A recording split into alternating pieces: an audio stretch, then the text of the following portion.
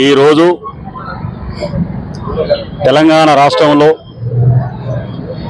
చారిత్రాత్మకమైన నిర్ణయాన్ని రేవంత్ రెడ్డి గారి నాయకత్వంలో కాంగ్రెస్ ప్రభుత్వం కామారెడ్డి డిక్లరేషన్ పురస్కరించుకొని బీసీ జనగణన చేపించి అసెంబ్లీలో తీర్మానం చేపించి దాన్ని పార్లమెంటు పంపే దిశగా ఇవాళ నడుస్తుంది. అదేవిధంగా ఎస్సీ సోదరులకు ఎస్సీ వర్గీకరణకు సుప్రీంకోర్టు నుంచి వచ్చిన జడ్జిమెంట్ ప్రకారం తెలంగాణ రాష్ట్రంలో ఎస్సీలకు వర్గీకరణకు చట్టబద్ధత కల్పించిన ఘనత కాంగ్రెస్ ప్రభుత్వానికి, రేవంత్ రెడ్డి నాయకత్వానికి దక్కుతుంది. సామాజిక ఆలోచనతో, సమానత్వ ఆలోచనతో కాంగ్రెస్ గత నుండి కూడా పండిట్ జవహర్లాల్ నుంచి మొదలుకుంటే ఇందిరాగాంధీ, మన్మోహన్ సింగ్, రాజీవ్ గాంధీ లాంటి మహనీయులు మొత్తం కూడా బడుగు బలహీన వర్గాలకు పెద్దపీట వేయటం జరిగింది.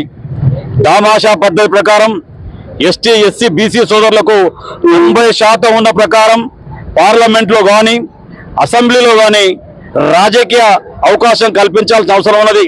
ఒక బీసీ ప్రధానమంత్రిగా ఇది నువ్వు చేయగలిగితే దేశం హర్షిస్తుంది. కానీ నువ్వు కేవలం ఆదానీ అంబానీలకే ఊడిగం చేసే పద్ధతి ఇవాళ బీజేపీ ప్రభుత్వం వ్యవహరిస్తున్నారు.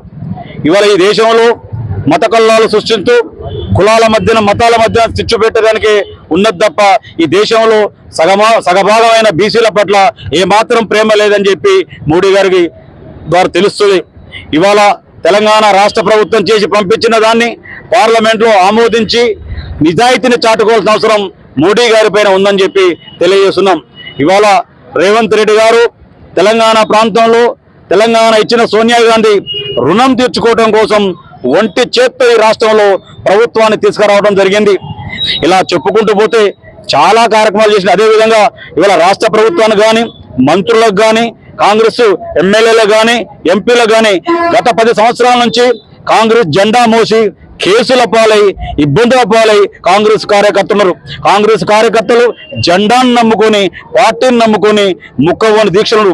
అట్లాంటి కాంగ్రెస్ కార్యకర్తలని కంటికి రెప్పలాగా కాపాడుకోవాల్సిన బాధ్యత ఇవాళ మన రాష్ట్ర ప్రభుత్వం మీద, రేవంత్ రెడ్డి గారి మీద, ఎమ్మెల్యేల మీద, ఎంపీల మీద, మంత్రుల మీద ఉందని చెప్తున్నాం. కార్యకర్త కాలుకు ముళ్ళు గుచ్చుకుంటే పీకే నాయకత్వం కావాలి. ఇవాళ వస్తుంటారు, పోతుంటారు, కానీ కార్యకర్తలు కాంగ్రెస్ పార్టీ జెండా ఎప్పుడు ఎల్లకాలం ఉంటుంది. కాంగ్రెస్ పార్టీ జెండాని గుండె నిండా కాపాడుకుంటున్న కాంగ్రెస్ కార్యకర్తల సందర్భంగా మీరు ఏ నిబ్బరం చెందొద్దు. ప్రభుత్వం మీది. ప్రభుత్వ కార్యాలయాలకు పోతే పనులు కాకపోతే ప్రభుత్వ అధికారులు నిలయండి.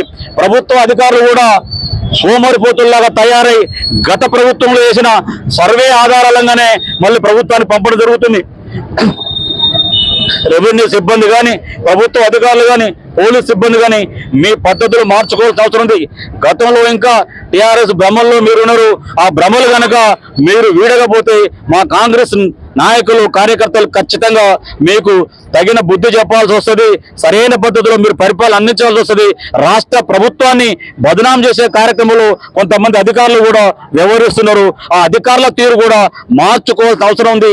ఇవాళ ప్రతి కాంగ్రెస్ కార్యకర్త కూడా అడిగే బాధ్యత మీకుంది, ప్రశ్నించే బాధ్యత మీకున్నది. అధికారులని సక్రమైన పద్ధతిలో నడిపించాల్సిన బాధ్యత మీకుందని చెప్తూ, అదేవిధంగా కాంగ్రెస్ పార్టీ విజయంలో కార్యకర్తలు, మహిళా సోదరులు, మహిళా నాయకులు, మిగతా నాయకులు మొత్తం కూడా ఇవాళ ఉండరు. ఎస్సీ వర్గీకరణ అనేది మాట కాదు. ఇవాళ సాహసోపతి నిర్ణయం తీసుకొని ప్రథమంగా అసెంబ్లీలో తీర్మానం చేసి వాళ్ళకు అవకాశం కల్పించడం జరిగింది.